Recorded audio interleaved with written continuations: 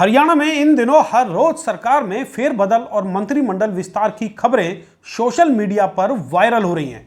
कभी किसी को मंत्री बनाने की बात सामने आती है तो कभी किसी के मंत्रिमंडल से बाहर होने की सूचना लोगों में चर्चा बन जाती है। हालांकि ये तो तय है कि नायब सरकार में जल्द ही मंत्रिमंडल विस्तार होना है।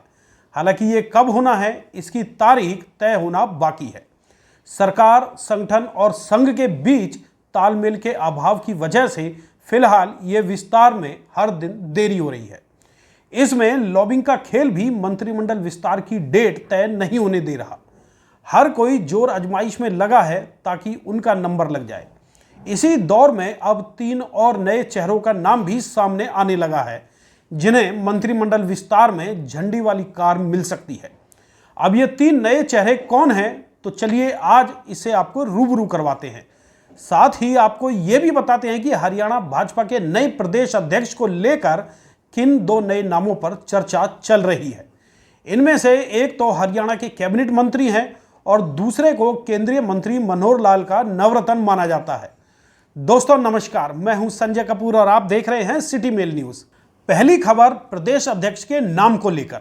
हालांकि बीजेपी का एक धड़ा मौजूदा अध्यक्ष मोहनलाल बड़ौली को विस्तार दिलवाने के पक्ष में है, लेकिन पार्टी के दूसरे धड़े उन्हें हटाने के खेल में लगे हैं।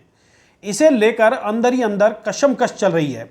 इसी उधेड़-बुन के बीच हाल ही में प्रदेश अध्यक्ष को लेकर हरियाणा के शिक्षा मंत्री महिपाल ढांडा का नाम सामने आया है, जिन्हें सरकार और संगठन में निर्विवाद माना जाता है।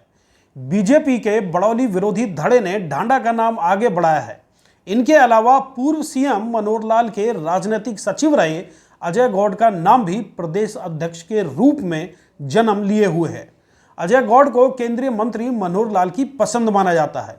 आपको बता दें कि मौजूदा सीएम नायब सैनी को जब हरियाणा बीजेपी का अध्यक्ष बनाया गया, तब उनसे पहले अजय गौड़ के नाम पर संगठन में सहमति बन चुकी थी। बाकायदा बीजेपी हाईकमान ने अजय गौड़ को हरी झंडी भी दिखा दी, लेकिन रातों रात समीकरण ऐसे चेंज हुए कि पिछड़ा वर्ग को लुभाने के लिए बीजेपी ने नायब सैनी को प्रदेश अध्यक्ष का सेहरा पहना दिया।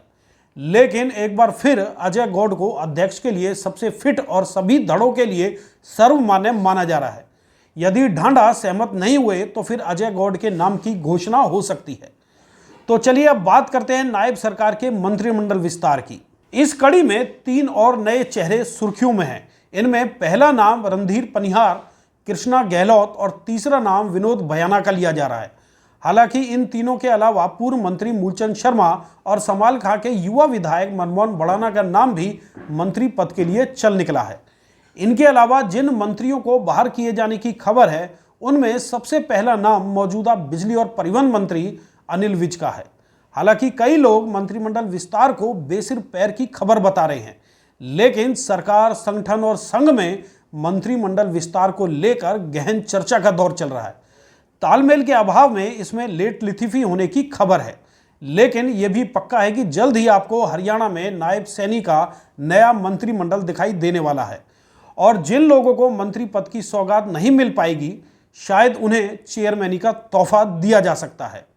अब इनमें कौन वो भाग्यशाली होंगे जिनके सिर पर मंत्री पद का ताज सजते हुए दिखाई देगा? तो चलिए आप भी उन नामों पर अपनी मोहर लगा सकते हैं जिन्हें सरकार में भागीदारी मिलने जा रही है। इस पर आप कमेंट बॉक्स में कमेंट करके अपना सुझाव दे सकते हैं।